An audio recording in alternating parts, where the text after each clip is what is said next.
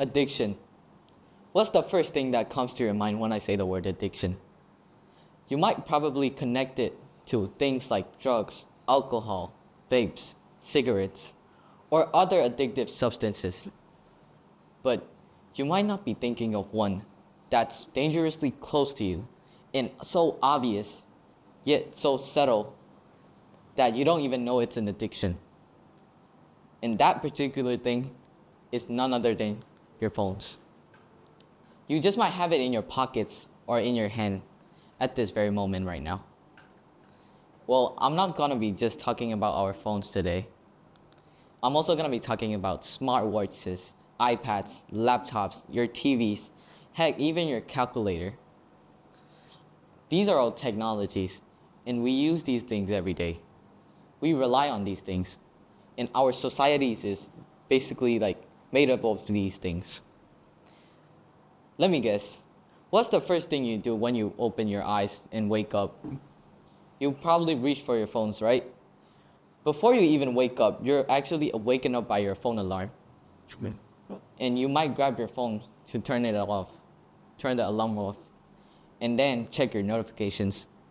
And before you even know it, you're on TikTok, doom scrolling endlessly with content just provided to you by your algorithm. Isn't it unsettling that the first thing we interact with and the first thing we engage with in our day is technology? What's causing this, and how does this impact us? Well, today, I'm going to be talking about why technology is our generation's biggest addiction and how to break free from it. Well, to figure out why it's even an addiction in the first place, we have to go back a few years back to when our relationship with technology got more intertwined and complicated. During COVID, everything got virtualized. People couldn't get out, so online stuff started popping up. For example, online shoppings and online classes, Zoom as you might know it. And let me tell you a story. Before COVID and everything, I was a pretty active kid back then. I'd like to play tag or soccer with my friends during break time in school. And I don't have any technology around me. For example, I had to use my mom's phone if I wanted to give a call. Or even my screen time on TV was limited. But that all changed when 2020 arrived. Because I had to attend school, so online classes. So I had to get my own personal technology devices, such as my own laptops and my own mobile phone.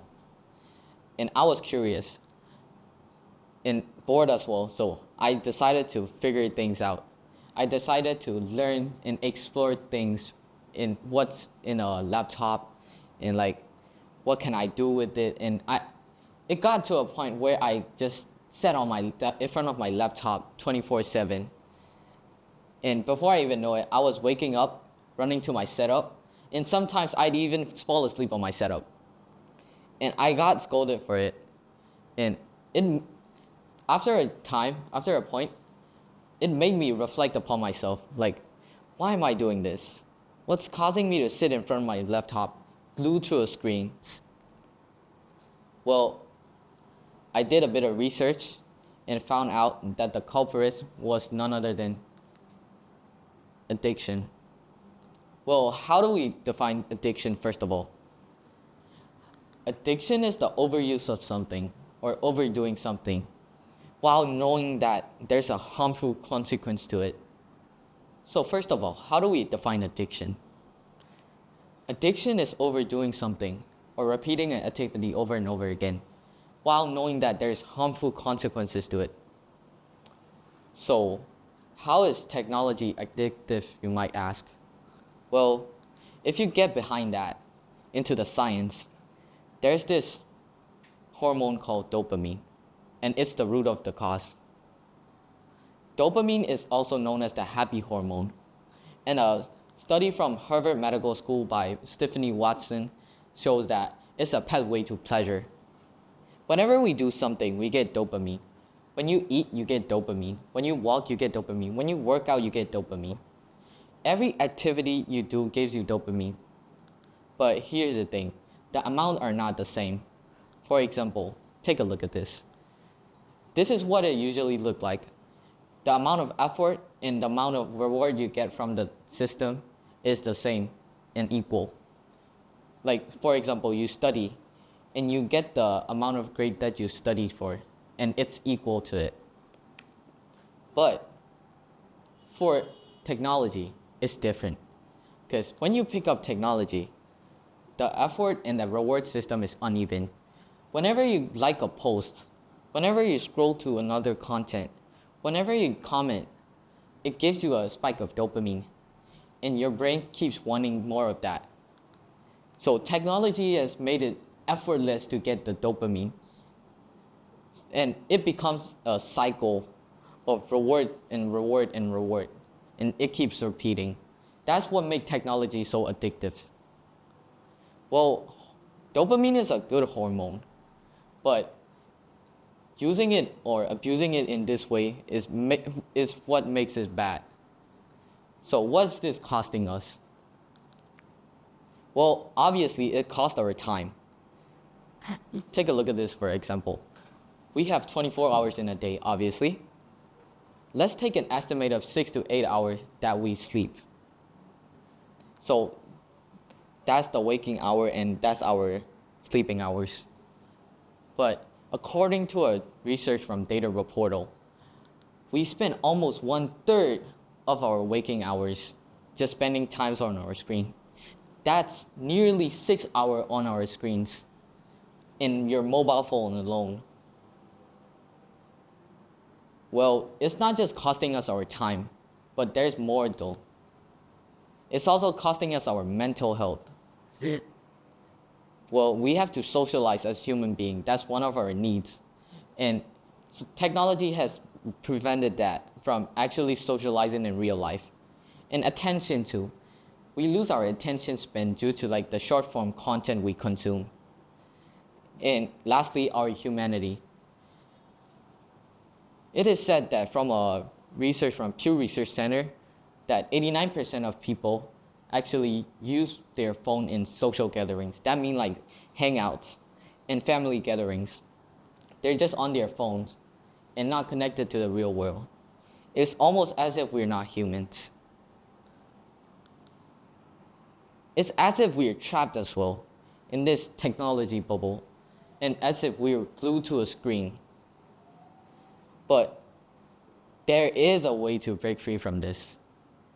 And I'm gonna tell you 3 practical ways that you can implement as of right now, like immediately. Well, firstly, you can set boundaries. Set limits for your screen times.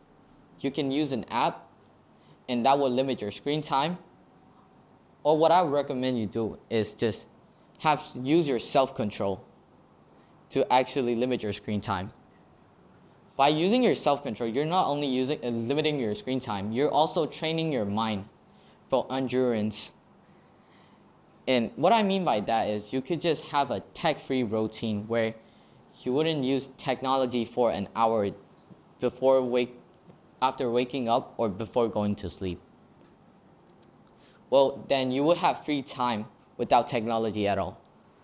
But then you might ask, what do I do in that free time? Well, that's where the second point comes in. You can reconnect with nature. You can reconnect with the world. You can know what's going on around you. Be aware of your surrounding. Well, some of you might have hobbies that you want to do, but you just don't have the time to. Well, the time you don't have is actually being spent on screen time. And without technology and that screen time, you have actually a lot of free time. And you could spend that exploring and learning new things like playing the guitar or drawing or just taking a walk outside in nature. According to a research from the University of Stanford, it is proven that taking a walk out in nature actually reduces anxiety and improves your mood as well. Well, last but not least, the most important one is to be aware of what you're doing. Be mindful and practice mindfulness. Be aware when you're picking up your phone. Whenever you pick up your phone, ask yourself a question: why am I picking up my phone? Whenever you're opening an app, just ask yourself a question: why am I opening this app? What's the purpose? And you could even do that when you're scrolling through TikTok or social media. You could ask yourself, why am I scrolling? You can be aware of scrolling. And when you're aware of you scrolling, then you can break free from it at any time you want. At the end of the day, technology is not a bad guy. Sure, it can be manipulative at times, but it's mainly your brain that's making it an enemy. And we actually need technology to advance as a human being and as a race as well. But technology is made to be a tool. Technology is a tool. So make sure you use it, but don't let it use you. Thank you very much.